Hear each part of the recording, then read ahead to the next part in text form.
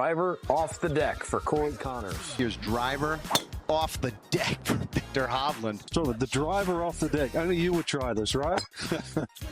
Oh my, what a shot. Just to be able to hit it off the deck and get that thing down and fly it in running.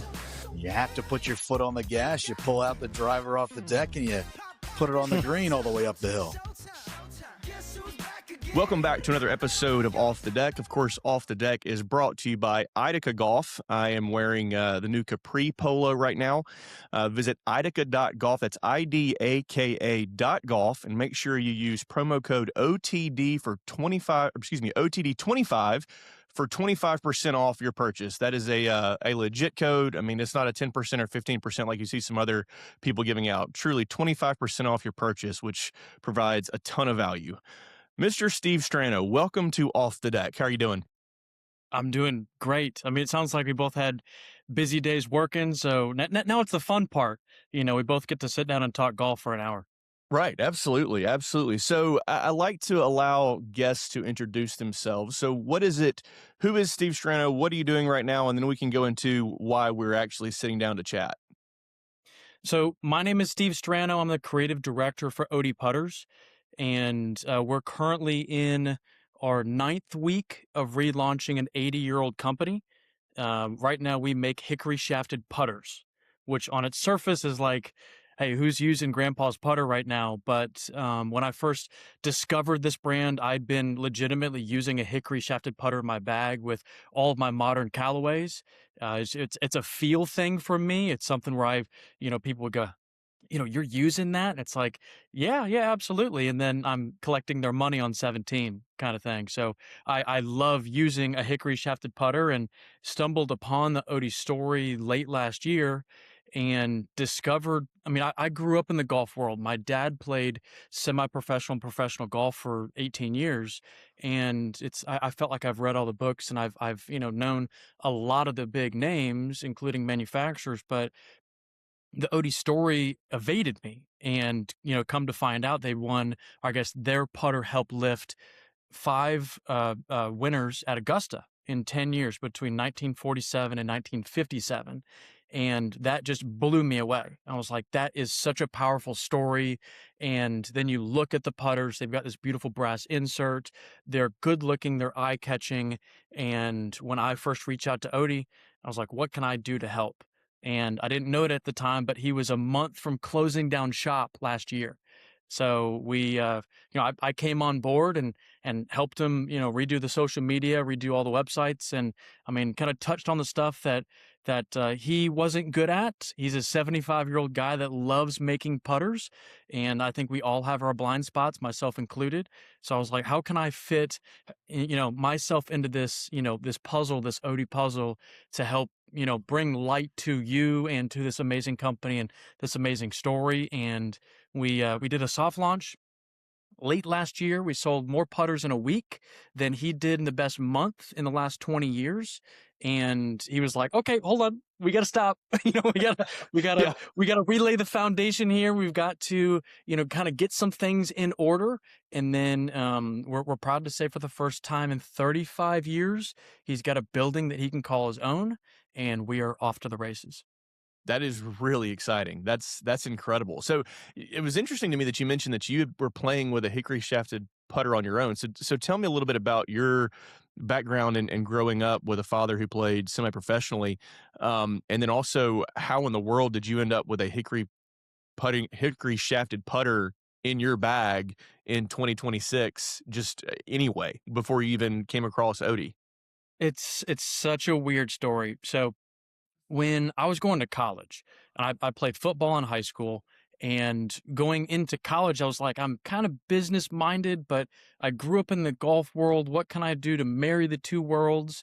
I'm not, I'm 6 feet tall and I've got a really, accurate arm, but I've got no illusions of playing on the next level. And I had a academic scholarship to go to Florida State. Okay. And Florida State has a professional golf management program, the PGM, which is like the business side of golf. And in that program, you have to take internships. I think it's like 2 months the first 2 years, and then it's like 4 months your junior and senior year. And my first year of internships, I came back home. I came back to Destin. I went to Kelly Plantation for my internship, and I did everything. I did, course maintenance, worked with all the superintendents, worked in the clubhouse, did the cart barn stuff, and just tried to be a sponge for everything that was there. And in the last month of me working there, under the clubhouse, there's the cart barn, and in the cart barn was like a little owner's closet where you keep like all the owner's bags, and you've got these, stack units of stuff and a little bit of lost and found in there as well. And behind one of the stack units, I can still picture it, behind one of the stack units, like literally forgotten and covered in cobwebs, was this hickory shafted putter. And I was like, this thing is wicked cool. It had the, the aluminum head, it had the hickory shaft, the hand wrapped leather grip. And I'm like, we got a little bit of time, and I'm going to, go putt with this thing. And it was just magic. I can tend to be a little bit of a concrete handed putter on the greens, and it just kind of forced me to chill. Cause just looking at it, I was like, I feel like I'm going to break this thing. It's just, it had that kind of, special factor when it kind of was in my hands, and forced me to kind of concentrate and just focus and feel. And the feel that kind of came out of me using this hickory shafted putter was like nothing I've ever felt before. So it went into my bag, and which was probably something I shouldn't have done, but I was kind of waiting on the phone call from the pro shop going, Yeah. who's seen my dad's putter, my grandpa's putter, but that call The statute never of came. limitations is up. You're good. Yeah, I can tell the story now. This was 7 years ago. I found this thing, and it's legitimately been in my bag ever since. I've got it actually sitting here behind me in my PGM bag from Florida State. And then August of last year, with AI and search engines and stuff, I was like having a late night creative burst, and it's like, who else is out here that's making these putters? Well, I guess the first question was, does this putter manufacturer still exist? And it was a Frank Johnston out of Riverside, California. So not an Otey Crisman, but had a similar mallet head and had the hickory shaft hand wrapped leather grip. And unfortunately, Frank had been out of business for decades. But then I decided to go further down into that rabbit hole, and discovered a couple names, and one of them was Otey Crisman. And I'm like, who is Otey? What? I've grown up in the golf world. Who's this Otey guy? And, come to find out, in 10 years, his putter helped lift 5 players to victory at Augusta. And when I heard that, first thing in my mind was bull.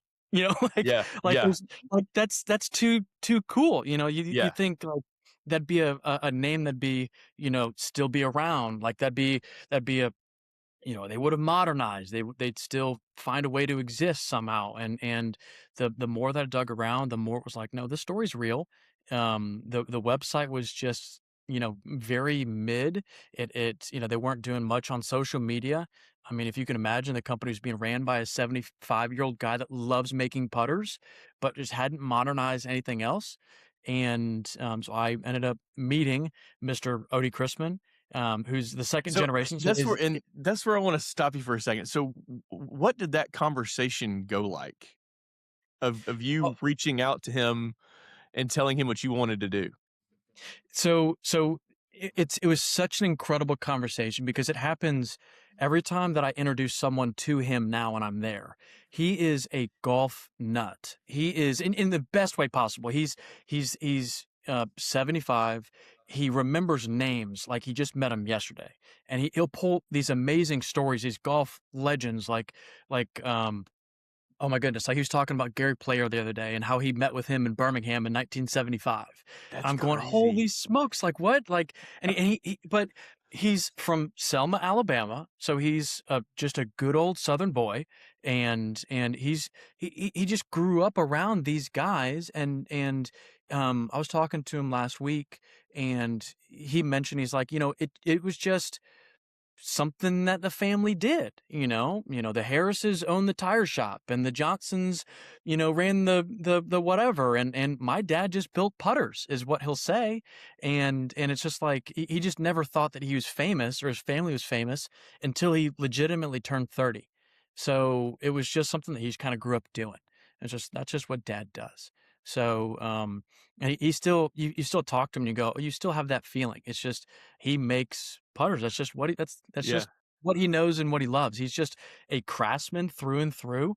And he just loves building these beautiful pieces. I mean, he built his first putter when he was 14, just working in the shop, kind of, I mean, his first full putter, he was gripping and doing other stuff before then, obviously, but was working with a team of 30 back in the 60s and 70s, building these things up. So, And that was when um, he would have been working for his dad. Is that correct? correct, And his correct. dad used one of his own putters in the 1946 US Open qualifying, I Yes. think, and apparently lit up the scoreboard to the point that everybody was noticing how well he played, and it was all about the putting. Is that correct?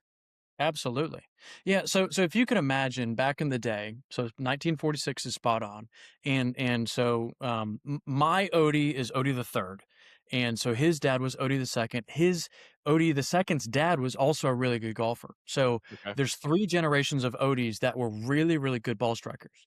And Odie the second was a really good ball striker, but struggled on the greens.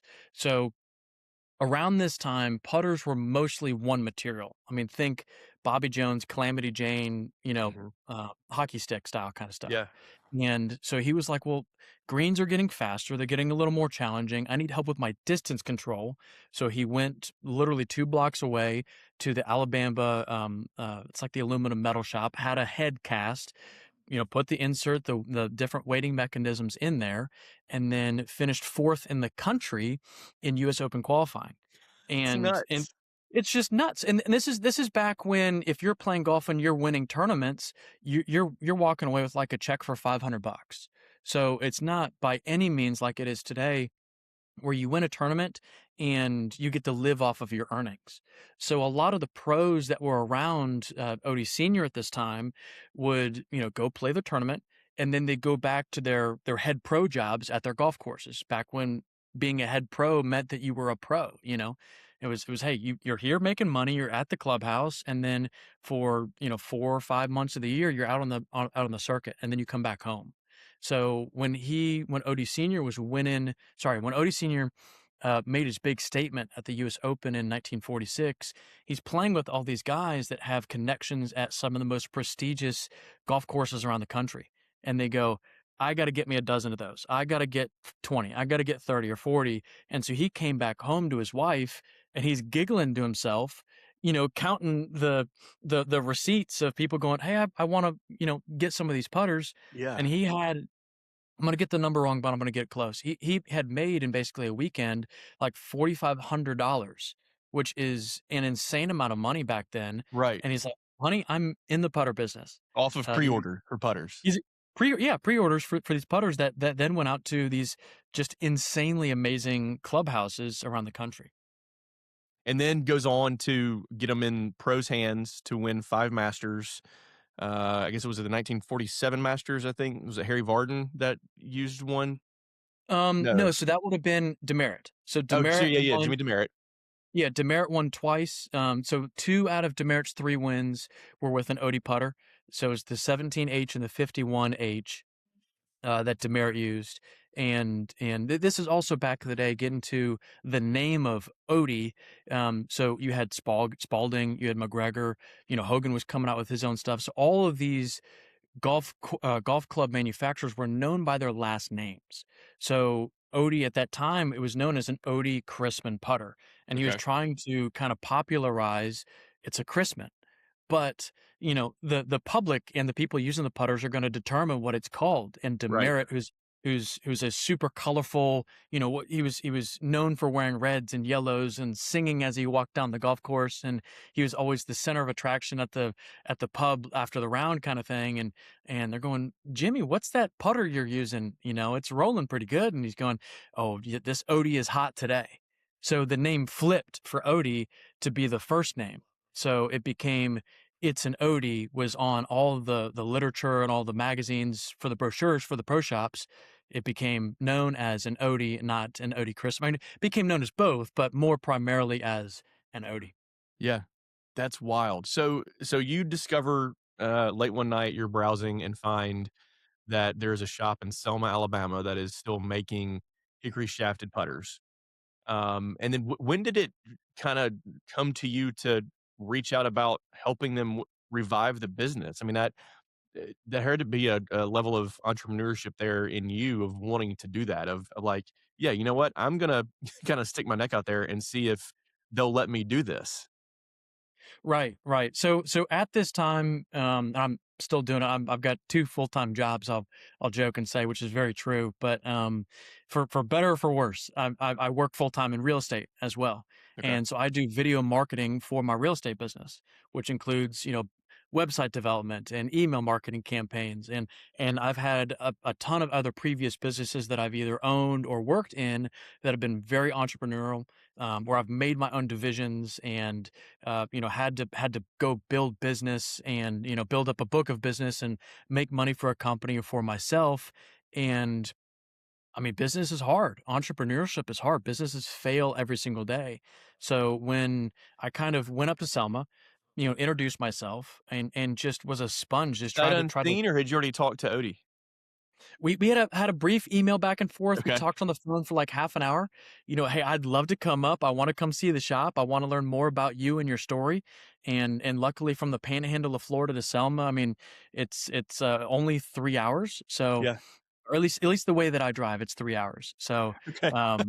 if anyone else is driving, it's probably 3.5. But I got up there and was just, this is so cool. And the shop is so different from modern shops, as you can probably imagine. I mean, you look at like the YouTube videos of these amazing big manufacturers, the Callaways, Yeah. the Ping, the Titleists. It's like a laboratory. It's there's not a speck of anything anywhere. I mean, there's what they call a mess is what Odie calls clean. It's a 75-year-old running a shop in Selma, Alabama, and it's just. Everything's made of. I mean, the shafts are made of wood, so there's wood dust everywhere. It's a Craftsman. It's his play place to make beautiful putters, and then out of this shop comes these just beautiful handcrafted, brass insert. It's got the lead weight system that's in there, hand wrapped leather grip, like almost no one on the planet knows how to make anymore, except for these small itty bitty shops. So when I went up to go meet with him, he said something that almost broke my heart that really kind of got me hooked. And because from the first time of me digging into the story, I mean, just light bulbs went off. I'm like, this is such a cool story. I mean, in my other businesses, it's all about the hook. It's all about getting attention for all the right reasons, of course. I mean, you got guys that get attention for the wrong reasons and then they fail, but there was such an attraction from me from being not only someone that loves golf, but also loves history, that loves craftsmanship, that loves heritage. And when I was digging into it, the more that I dug, the more in love I got with the story, the more that I, talked to Odie, the more I was like, this is, you're a couple puzzle pieces away from being back. That's kind of how my mind worked. It Yeah. wasn't like businesses fail all the time, but my only brainwave was like, there's no way that this fails. This is too good of a story with enough effort, with the right teams in place, with the right, posts and the right connections and the right, people that are out there. I mean, this thing is just a couple months from being back on the map, and just really trusted my gut on that, just from previous business experiences where it's like, man, I should have trusted my gut more. I was right, and I didn't stand up for myself enough, and then in this moment going, I know I'm right about this. I know I am, but I've got to meet the guy, because maybe he's just toxic. Right. And he couldn't have been further from that. He was just such a good, loving Southern guy. And but he almost broke my heart when I first met with him, because my business brain, after hanging out with him for 2 hours in Selma, just being a sponge and seeing, I mean, he made a putter in front of me, and I was just like, there's 62 steps to make these things, and he can do it while talking to you because it's literally ingrained into his brain and into his hands. And at the very end of the conversation, I asked him, what's your 5 to 10 year business plan for Otey Putters? And he goes, well, Steve, when I pass away, the story and the brand dies with me. And that was a moment where it was like a stab to the heart. It was like, well, I see you've got so much passion in this. There's such an amazing story that's there. And you go online, there's Oteys all over the place. There's got to be a way that we can fix that. And what would it look like if I helped you out with your just anything, but hey, social media marketing, it's what I'm good at. And then that turned into social media marketing and the website. And then that added into email marketing. And then that turned into, going and meeting with these private clubs as they're now getting putters again. So we just signed on our first private club over in Houston called Champions Club. And it's this mountain effect going, hey, trust your gut because your intuition is spot on about this thing. This is such a powerful story. And the golf community has really just wrapped their arms around us because we've discovered that these aren't just putters. These are putters that fathers taught their sons how to putt with, or it was their grandfather's favorite thing, and it's what they passed down to their grandsons. It's more than that. It's a connection between generations, which sounds kind of cliche, but when you're on the inside and you see the stuff that I see, it's every week I see a story that's like that going, hey, I've got to get this refurbished. Where do I send it to? I've got to get this thing cleaned up. It was my dad's favorite thing. It was my grandfather's favorite thing. It was my uncle's favorite thing. It's how I learned to putt. It was my mom. I mean, there's an amazing connection with the LPGA as well that we're looking to reach and tap into as well. There's, hundreds of PGA, but also LPGA wins as well with these putters between, the 50s, 60s, and 70s. But because this is all pre-internet, it's manual digging from this guy right here going, hey, I've got to dig all this stuff up. And because it's all newspaper articles and it's all, handwritten notes and word of mouth stories where because Mr. Palmer was one of, if not the first guy to make advertising, golf advertising and marketing really popular, where you can make money from that being a player and then having ownership. Hogan ended up following that, and then you see an explosion of these manufacturers where they realize, oh, hey, we can make a lot of money doing this, and oh, by the way, let's go ahead and start signing on players, and then the players get paid too. So the Otey wave kind of happened before that, and you can point at a dozen different ways of why they're where they're at now and why we're having this revival, but it's just where we're at now, and I'm just so overjoyed to be in the position where we're at because we feel so much love from the community. Like there was it's a community. Sometimes it's a little cultish. We had a post that kind of went pop online, and there were maybe one or two comments that were a little sideways on there out of the couple hundred, and I let them be because the community just jumped on them, and it was like took care of it. yeah, and you can find those comments real quick. I left them on there on purpose, because it's the internet. People are hiding behind their keyboards and they're just going to type whatever they want to type. Right. But the Otey community just loves that we are back. And I couldn't be more excited to be in the position I'm in right now, just to help this story along, to help continue this brand into the next generation, because for better or for worse, they haven't changed. It's the same 62 steps to produce these things as they were in the 40s and in the 50s. And we have legitimately no competition in the world we're in right now. Sure, there are other. There's obviously there's many other golf putter manufacturers. I've got no illusions on that.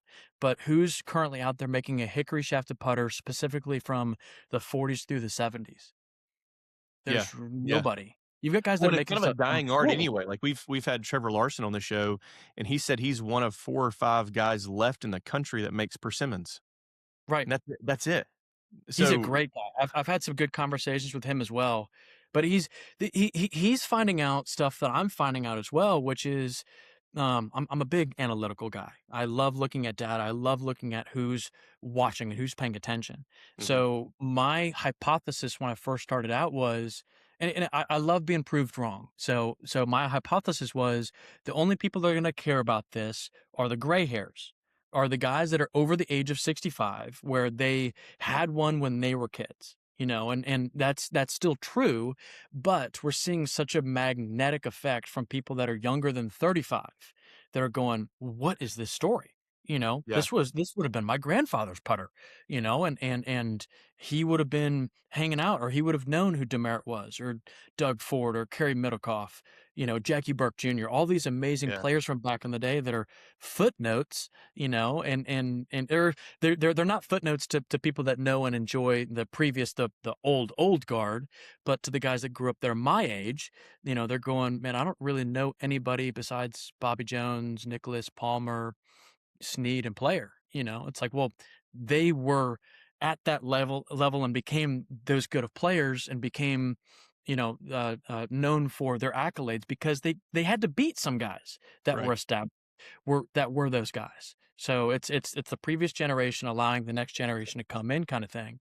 But yeah, it's just we're on fire for what we're doing, and we love making these things. I keep checking. I've got a bag of Odeys here behind me, and I'm just like, I'm Well, just and itching. I love it's unique. I feel like most of these stories where, and forgive me how I describe this, but where young buck comes along to old business owner and is like, "Hey, let me help you." Most of the time, old business owner is like, "No, pound sand, kid. I don't want you anywhere near my business. I'm doing this. I don't need your help. I don't want your help." But I love that he was like, "No, come on, let's do this," because you've done a great job with the social media. I was given one. I have a dew jigger that I was given. I actually have it right here in front of me, for Christmas like 3 years ago by my father-in-law, and I love it. And then I saw your post a week or so ago, and I was like, "Oh my gosh, that's what I have. I have an Odie." And so then, talk about because so many people I imagine have them and don't know what they are. Talk about what you have put online so that people can catalog and discover what they may actually have their hands on. I missed that last part. I'm sorry. I got No, a tick sorry. in my throat. In terms of the catalog, talk about what you have for people to use as a resource to understand what they may have from their grandfather or from their dad, so that they can, I guess, the provenance of an Odie that they may have possession of. Right, right. So that's a really, really good question, and I'm going to answer it in two ways. So when you first started talking, it was about what it was like bringing a young buck on, and Yeah. then your second part of the question was provenance. I'll touch on the young buck part because that's also really important, because I was kind of happily surprised, going, oh, he's going to let me do this. And maybe that's an oversight by him, where it's like, oh, hey, we're going to bring in this young buck to come in and possibly screw this whole thing up. So there's a lot of pressure on me doing it right and doing this brand justice, and helping the Odie community out. It means so much to so many different people. So I couldn't really come in guns blazing. I've had these other business experiences that I've got, in the back of my mind. So thankfully, where it's like, hey, I've got, a laundry list of failures, and I'm looking at all those, and successes, where it's like, hey, I've got, luckily, all these different things that have happened, and I can now lean on that experience to help you out. I've scraped my knees enough, where it's like, hey, I know where the middle of the road is, and I can help navigate this thing back to where it was. But I didn't know it at the time when I first met with Odie, but he was about a month from shutting down. He was frustrated. He was burnt out. He wasn't making much money. He's a craftsman. I don't know what he would have done, but I've got a suspicion it would have been, he would have gone to build houses, work with his hands, work for the church. He's his dad and himself are both Baptist preachers. So he's really involved in the local churches where he's at, and I'd assume he'd go and do something like that. And so luckily he gave me a shot, and we're off and running. We're doing well right now, and we're allowing him a second chance at the golf life. But provenance was something that was really, really tricky, because when you look online, if you go on eBay, if you go into your grandfather's closet with the dew jigger, you got all these other things that are out there. There are literally hundreds of different models, just Odie specific, that are out there on the market. So you go, hey, what's the difference between a 70H and a 700H, or a 18 HBW and a 20 HBW? And it's like, 8 months ago, that it'd be like, you're speaking Greek to me, brother. Like, that doesn't sound like, and stuff that I've had to learn as we're going along, going, okay, well, hey, the 34 and the 38H were blades, and then your 7s and 70s were evolutions that Jackie Burke ended up, popularizing when he ended up winning. But they were, it was, hey, we're going to start with the 7, and then the 70 became a variety off of that because of something that a pro went to Otey Senior and went, hey, I want to see this edge to be beveled. I want this face to be this. I want this to be a little different. And then so it just became a hydra of models where it's like, oh, we've got the 7, the 17, the 70, the 700 are all, grandfathers of each other. They're all of the same family. And then you got that times, 100. So when I first came on board, I was given, he had like 2 catalogs that he still had. And I was like, oh, this is really great. I've got, 50 models that are in here that I can pull from. And I built an online resource for Oteys, which didn't exist until late last year. And I thought I was done. I was like, oh, all done. Cool. I got my 70, I'm out. And then, nope, wrong. Cause for every one that I had, I was missing 2. They're going, hey, Really? I see the 17, but what's the 700 or what's, first flight or all these other varieties that are out there. When it has a fiberglass head, or they had bamboo shafted putters back in the day. They were always tinkering and trying different things. Okay. Right. So I had to learn, because I get requests 3 times a day going, hey, this is my dad's putter. What is a 111? And it's like, I don't know, so I had to, there's a steep learning curve going, Odie, help. Yeah. I'm stumped again. I feel like I'm fumbling around in the dark, trying to learn as best I can. As soon as I learn something, it's like, well, I've got to learn this other thing. And then I forget what I just learned. So I kept trying to add to the database, and I tell that story to tell this one. So as we had gotten, so March of this year, we got our first shop in 35 years. And because he's got to have his own own space to build. What was He's he still working in Selma. before? Was it just shared space, or where was he working before he got this shop? So it was shared space. So Okay. he was building clubs for Tad Moore at the time. Oh, yeah. And so Tad is obviously a big name in the Hickory golf world, and Tad had allowed him space in his shop to make his putters. Which were, at that time, he was making 30 a year for himself for Odie, but the majority of his work he was making, hundreds in the low thousands of stuff for Tad, which allowed him to kind of stay in the golf world, kind of keep his head above water, but just not really do what he could be doing without working for himself, but just wasn't able to make that jump. And so when I came on board, it was like, well, let's get yourself a shop. And so we got our own space right now.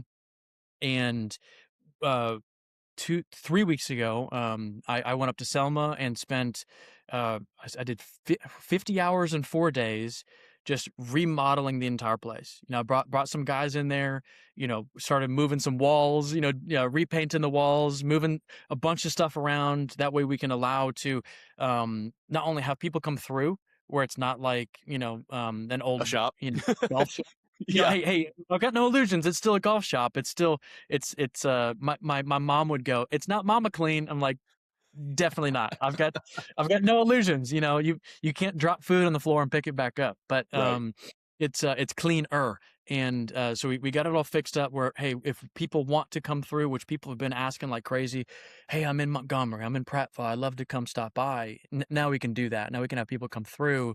But then on top of that, we can allow to have additional help come into the shop. I can arm Odie with the team and go, hey, we could be dangerous with 3 guys. We could be really dangerous if I give him some help.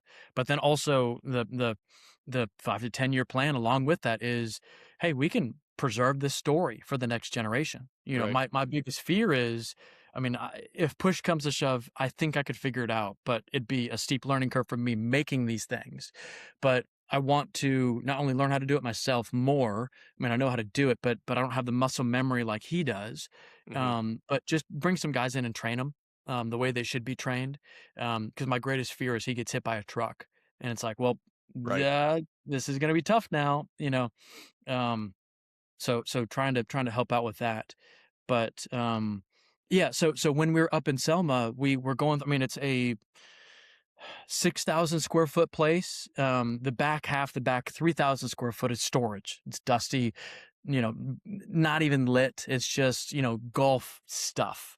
And I was like, well, what's back here? It's his dad's old golf bags and his dad's old office furniture and a Wow. really cool chest that's from Selma. It's like this gigantic, 18-foot wide, probably 4 foot tall, like this massive office thing. I'm like, well, hey, when we get this thing cleaned up, I'm moving some stuff so we can design and decorate the shop, Yeah. a little bit better than it was. And then we start digging through the drawers.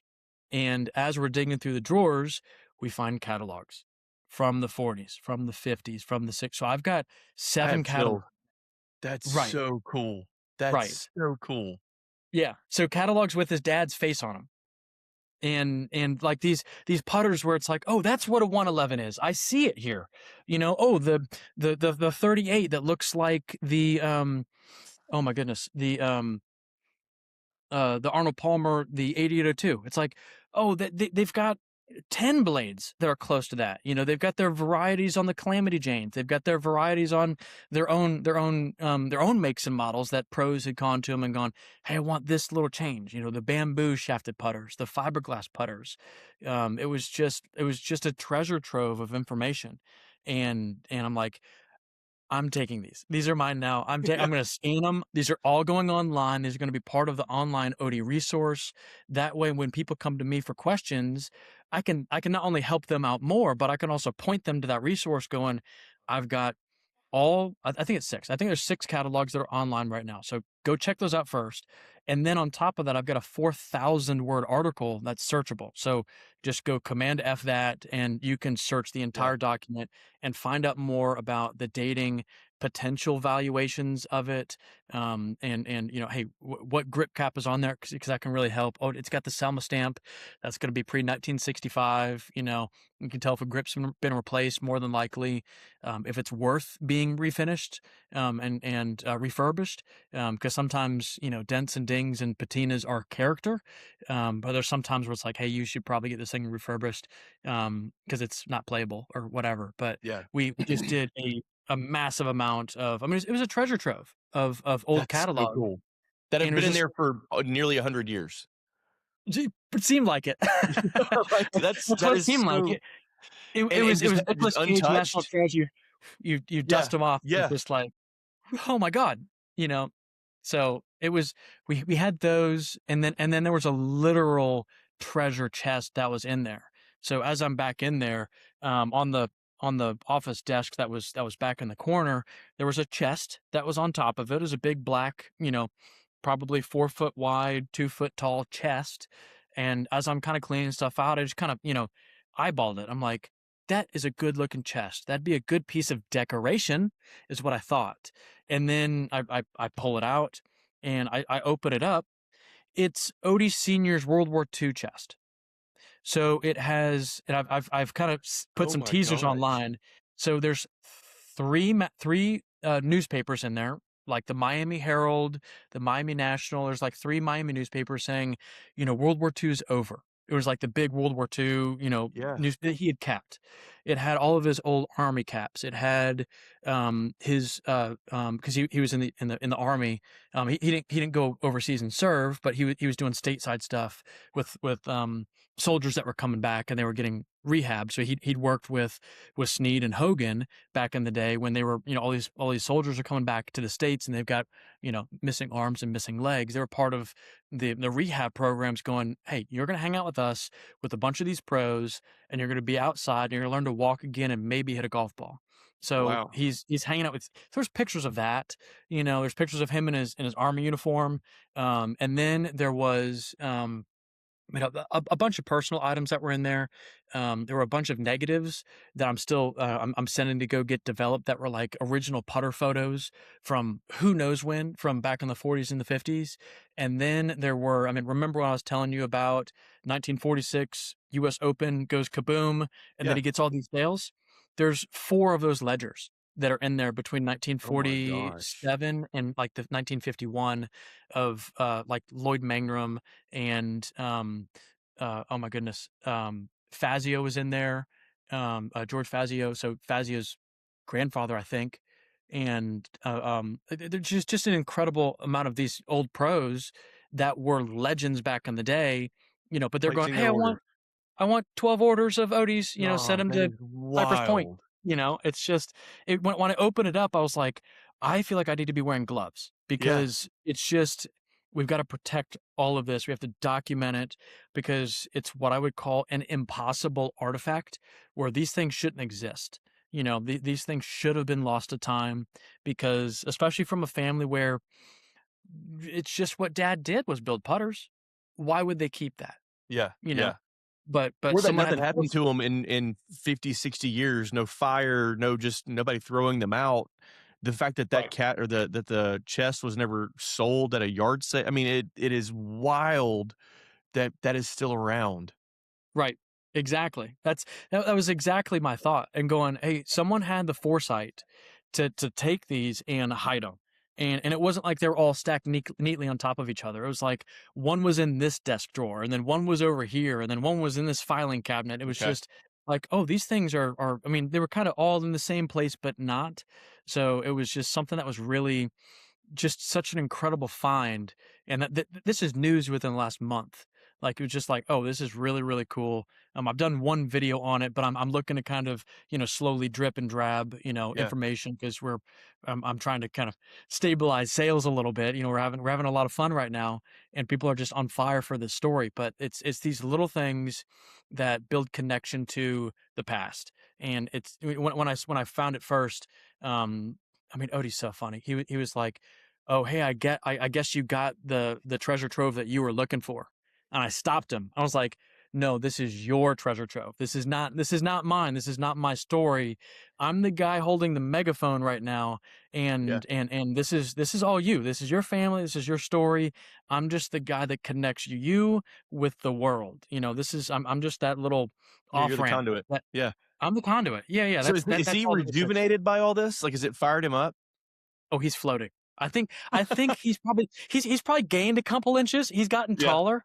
When I was meeting with him late last year, I mean, he was kind of dragging. He was just kind of, I mean, he was still on. He loves talking about what he does, but I could tell his energy compared to where he's at now. I mean, he's floating. He loves doing what he does. And when we first relaunched, first week of March this year, we had just like a wave of orders that came in. And then like week 2 came around, I had to pause. I had to basically shut down the website. Hey, we're sold out, build up our email list. And then come Monday of next week, he calls me going like, all right, where are we at? Let's start selling some more putters. I'm going, you ready? Like he's like, yeah, I got those 20 done. They're out the door. Let's get another 20 for this week. So Yeah. So it was, what is from the moment someone places an order, if it's not already in inventory, what does that timeline look like for it to be constructed? so we've got no inventory. There's nothing that's pre-made. Everything is made Wow. to order. So Okay. so if you look at the website, you've got options for right hand, left hand, and then you've got shaft length. So when Okay. an order comes in, the head is there, but it's rough. It's not. I mean, it's cut mostly. So all the heads are maybe 10 out of the 62 steps in, but he'll Okay. take a head out of the bucket and get it done for that specific order, and it'll that head and that shaft eventually will be paired with that order, and then it'll go down the line. And he just loves working in a shop. I've told him from the very beginning, well, I'm not here to change anything about the shop. And he was like, well, I'm not here to lower my prices. I'm like, I'm not here to lower your prices. I'm not I'm not here to make any changes about the looks, about the history, about what you do in the shop. I am the conduit to get the story to the public, to get it out there. Mhm. And that's the place that I'll be in this entire thing. So um okay. It looked like I skipped out for a second. Looks like I'm back. Yeah, you're But, here. I'm I'm talking too fast for the internet to keep up. But, yeah, so I was like, I'm not changing anything. He just loves doing what he does. He's a craftsman through and through. He loves working with his hands. And so that was an understanding from the very beginning. It's like, I can't do what you do, and you can't do what I do, but together we can do something. Yeah. Yeah, Um, absolutely. we did something naughty at the beginning of this year. We went to the PGA show in January, and we didn't have a booth. So we were just kind of walking around. I was just like, I just want to walk around with you just so we can see what's out there. My dad was going for some other of his golf business stuff. And I had an Odie under my arm, not to sell. We had a couple of meetings we were going to go do that were prearranged, but I wasn't. I mean, if you get guys, though, I'm not trying to ruffle any feathers where they're going, "Oh, you didn't have a booth. You weren't supposed to be there." It's like Right. I wasn't trying to, get business, but had our couple meetings, and I was just kind of standing with the Odie under my arm as he was taking a break and getting a water. And as I'm standing there, and older gentleman walks up, and he's like, "What are you doing with an Odie putter?" And I flipped the question back on him, going, "What do you know about an Odie putter?" And he just started just going off. I'm a former PGA rules official. I grew up around Odie putters. We would see them all the time on tour when I was a rules official. I can't believe that they're gone. But what are you doing with one? That's until only recently, it was my favorite putter. My golfing buddies made fun of me, and then I started making putts, and they threatened to give me termites, because it had the hickory shaft. I'm like, Right. okay, great. And you could tell like this elderly man was just like on fire. And I'm going, well, how about you tell Odie himself? And Odie turns the corner, and I got to see, and the guy might've been 62, but I got to see this 62-year-old man turn into a kid. And it was just like, it was like meeting a celebrity. And then Yeah. Odie got to see someone be on fire for what he does. And it was just like this beautiful moment of realization where he's going, oh, people care. People remember, Yeah. people are fond of this story, and It it matters. is more than a putter. So it was something where I got to take a step back and just watch these two. Collectively they were like 140 years old, Right. but they just got to float and talk and be excited about what they both love. Yeah. And it was like this guy meeting, Denzel Washington or Tom Brady. It was just like, oh my goodness, like how cool is it? I get to meet the Otey Crisman, and everyone's walking past going like, what the heck are these two old Right. gray hairs talking about? But to the right people, it means a great deal, and it's just something I'm so proud to be in the position I'm at now. But it's we've got to build it right. There's a lot of things that we can't do. There's a lot of alliances that we can't make just to try and protect this as best we can. But we've had a bunch of great clubs reach out to us, trying to get putters back in the shop. Hey, Mhm. hey, we used to carry Otey Crisman putters. Our club was founded in 1932, so we're not, timelines don't align directly, but the older guys that are here, still might use an Odie.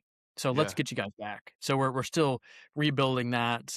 But the majority of what we do is directly to individual people. We've got a big business when it comes to refurbishments. It's not a big money making thing for us, but it's something that we like to take care of the community with. And it's like, hey, this is your dad's favorite putter. We want to honor that and clean it up a little bit. Oh, that grip's fallen off. That piece is a little loose. It hasn't been touched in 30 years. Let us get it back to close to as it left, as it was when it left the shop. It's not going to be perfect.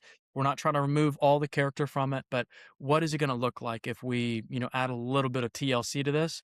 And we've just seen some of the best heartfelt notes come back our way, where people have just been like, jaw on the ground. I can't believe this putter that was my dad's looks like this. I've just always not thought of it this way, and now it just glows. Once the patina gets removed, or that piece gets added back on, or the shaft gets fixed, or the grip. It's just, there's so much powerful energy and such good momentum for where we're at now. And the community as a whole has just been just so loving with what we're doing. So what have you heard from people in terms of percentage of actually using it versus displaying it? So I've got my dew jigger right here for the people on YouTube. It is beautiful. And my wife wants to put it like on a shelf, and I want to put it in my bag and play with it. So what have you heard from people about how they prefer to utilize their Odies? That's a really, really good question. There's basically two camps, but the majority of them is, shockingly, they'll put it in their bag and they'll play with it. I've got all of my modern clubs. I've got my modern Callaways, my Paradigm drivers, and I've got an Odey putter in my bag. And I love using it on the golf course, especially with random players on the first hole, because they go, "What is that? I've got to get that in my hands." And then on the second tee, they want to go, do you want to play for money? Trying to take advantage of someone using a hickory shafted putter. And I go, yeah, what do you want to play for? Yeah. And then I'm collecting their money on 17 because we're closed out. People love kind of picking on me, and I go, okay, all right, let's Yeah. go, buddy. Let's go. Let's go. That's right. Because they're still made the same way that they were when they were winning championships. Yeah.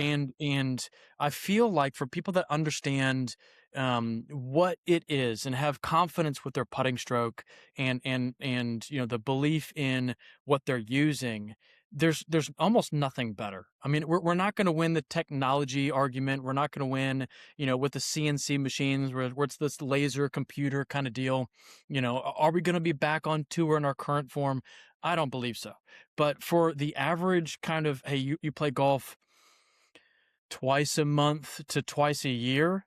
Hey, it's a fun piece to put in your bag. It's something. Hey, you're not being like, you're not trying to win big money. Like, hey, if for competitive tournaments with thousands of dollars on the line, you're probably going to use something else. But for those guys that are out there playing with their buddies and you're shooting, 80, 90, 100, like you're going to be throwing that in your bag because it's a great conversation piece. It's Right. something really cool to kind of use as you are out on the course with your buddies. So I'll answer it that way first. And there's a large majority of guys that I hear from in the Otey camps that are going, I've got to get this thing refurbished. It's going back in the bag. Or it's I've got to get one for my buddy. He wants one as a gift, but then also he's going to use it. But there's also a big group of guys where, hey, I need to get a cool gift for that guy, my dad, my son, my grandfather. I don't know what to get him, but he loves golf and he loves history. It's perfect. It's something where if there's ever a such thing as a second putter in your bag or a third putter, or even I've heard a lot of guys going, yeah, it's never in my bag, but it's always in the corner of my office. And whenever I'm on the phone on my Bluetooth and I'm hitting putts into the cup into the corner, I've got my Otey. I don't have the new Callaway, whatever, the Spider, the Ping, the Lab. I don't have a Lab in my office, but I've got something cool that's unique that tells a great story that is mine. That's something where I'm seeing a lot of people also kind of gravitate to, where it's like, hey, this is mine, and I'm going to use it every day when I'm on the phone, and then on Saturday on the golf course, I've got my Scotty. But for me, when I'm out there, I've got the Scotty that was before the Scotty, which is an Otey. So handmade, Craftsman. That's well said. Yeah, I mean, I've heard it before. I mean, that's not my quote. I'm stealing that quote from Golf Digest. There was a Digest article that came out in like 1996 where it was like the 3 or 4 most prestigious putters, and it was the Bullseye, the Answer, the Calamity Jane, and then the Otey. And it was like, what great company to be in to be one of those guys. And it's like, well, okay, hey, if we've got that kind of prestige and that kind of story that's behind us, we've got legs to stand on. I mean, it's such an amazing story, and we've got this amazing community that's around us. And it's like, well, hey, is failure out there? Like, absolutely. But for me, it's not an option. There's no way this thing goes down. I'm protecting it with both arms, and we are going to be, stepping confidently into the future as we are, working through this. And So have you gotten staff? Have you gotten some people to work with him yet? we're still working on that.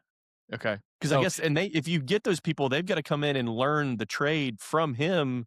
I mean, you've got a very specific individual you're looking for, if I'm thinking about that correctly. Absolutely.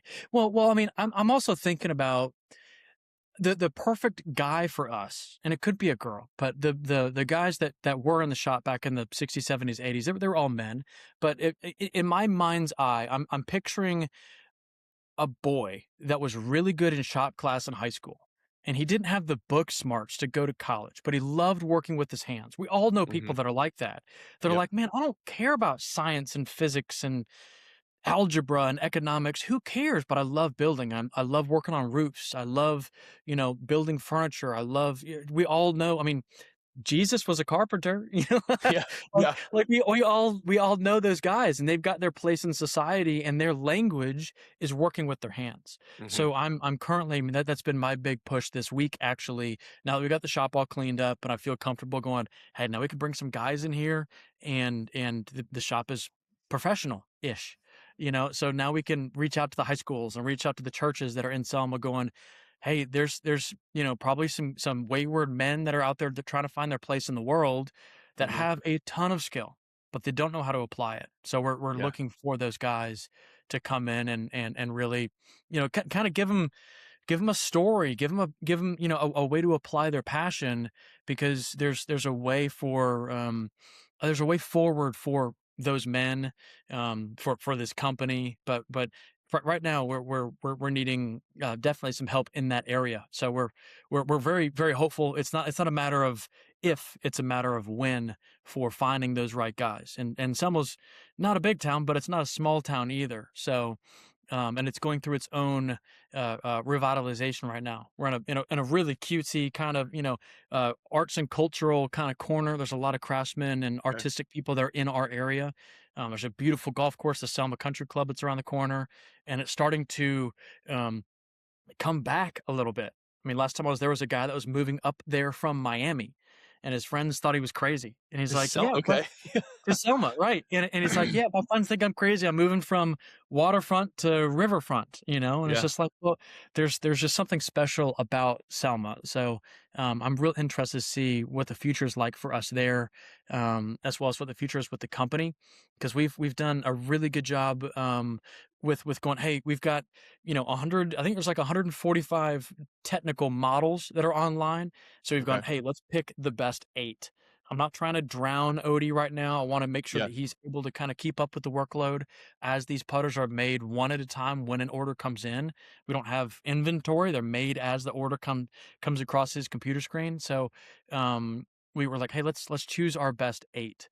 And with the recent launch yesterday, actually, of the 38H, which is a beautiful blade.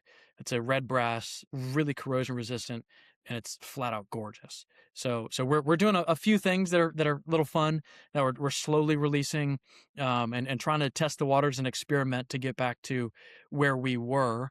But the future's bright for what we're doing with Otey. That's really exciting. Well, you've been incredibly generous with your time today, and I have one last question, or just a final question.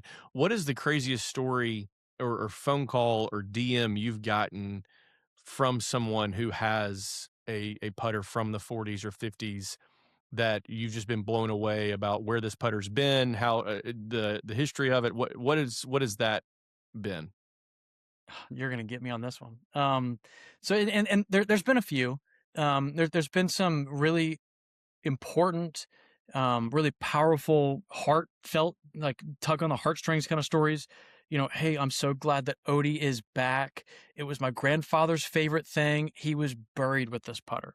It's like, so there's those stories that are out there too. This is how I learned to putt. This is my favorite memories of my dad were with this putter on the putting green at our local muni. It's those kinds of stories that I hear just about weekly right now going, hey, I've got to get this thing refurbished. Really, really cool. The big, powerful story, and I've kind of teased it earlier in this interview, was we offer customizations with our putters. Mm-hmm. So if you wanted to get Josh Decker stamped onto the bottom of your putter, you can get Josh Decker stamped on the bottom of your putter. We get a custom request a month and a half ago with a custom stamp request for Gary Player. And the person purchasing the putter was not named Gary Player. But I do get an email the next day going, hey, I just wanted to confirm that you guys got that request. And I couldn't help myself. So I ask, yes, sir, we got your request for Gary Player. Out of curiosity, is this for Mr. Player? And he goes, yes, Mr. Player is a really good friend of mine. And this is the week of the Masters. So I'm answering this email, and then I'm looking up and I'm watching him hit the first shot, the opening shot with Mr. Nicholas on the first tee at Augusta. I'm going, holy smokes, like this is just incredible. And then then I immediately, Otey, you won't guess who this is for. And he goes off his story of, oh yeah, Mr. Player, we met, and he's going to tell a story better than me. So I'll get close, but I'll definitely mess it up, where it's, hey, oh yeah, we hung out in 1975 at the Birmingham Open. And then I saw him down in Shreveport, and oh yeah, I've crossed paths with Mr. Player before. I'm going like, you've never told me that story. If I poke Otey in different directions, he's just stories come out. Oh, I forgot to tell you about the story about, Bob Golby and about about, Jackie Burke Jr. And it's like, oh my goodness, you're Crazy. just up to your ears with stories. And then that led into I can't reveal his name for obvious reasons. You'll understand in a second. But that led us into this guy. He's like, hey, I'm on fire for Otey being back. I love the story. I see the momentum that you guys have. Are there other Otey putters that you guys have that are originals from the original shop that you guys would be willing to sell? And if you saw my post from today, you kind of know where I'm going with this. And I go, well, let me kind of ask and find out. And I talked to Otey, and I'm going, and he's like, actually, I do. I've got 13 of them, but there are 8 that are really, really special to me. So sorry, there are 9 that are really, really special to me. There are 4 that, are still special to me, but, I'm willing to part with these, and kind of, have, less putters in my bag. You want to see if you can, sell them? I'm like, well, let's figure something out. So we go back and forth with this gentleman for, 2.5 weeks, and he ends up buying 2 out of the 4 for a total of $10,000. That's crazy. Right. And my wife works in the art world. So we did a really cool letter of provenance to kind of detail, hey, here's where these putters were from. They're from Otey's Uncle Glenn's shop. He was one of the other shops that was in the area that helped produce these putters. When Uncle Glenn's shop shut down, we got all these putter heads, and they've never been sold. They're really special to us. So we've fixed them up. They've got the original shafts in them. They've never been sold. And here you are, thank you for your interest, Mr. So-and-so. And it's like, and this guy was just over the moon. We were obviously over the moon. And Otey was so funny. I call him and I go, I got good news and I got bad news. And he goes, oh boy. And I go, bad news is, because he jumped at, I was like, I feel like I left money on the table, I could have got $1 million, just being stupid, and then he goes, oh great. So what'd you get for him? I'm like, well, $5,000. And he goes, for both? And I go, no, for one. He's getting 2 of them. And he goes, I'm so happy I could kiss you. I go, you stay away from me. You stay away. But it's just the story is in such a really fun place right now. We're in such a fun position. The golf community is just wrapped its arms around us. I can't repeat that enough. The stories that are coming out of the small manufacturer that didn't grow up thinking that his dad was anybody special. He was just a putter manufacturer, and putting him back on the map, and seeing his name on Golf Channel now, and Mr. Player's got a putter, and we're starting to get back into private golf courses around the country, and these conversations are coming out of the woodwork. It just feels just like we're just being wrapped, or two arms around us by the golf community. It's really, really special. I couldn't be prouder to be where I'm at right now, and to be a conduit for this story, and just go, hey, this is something that has to be protected.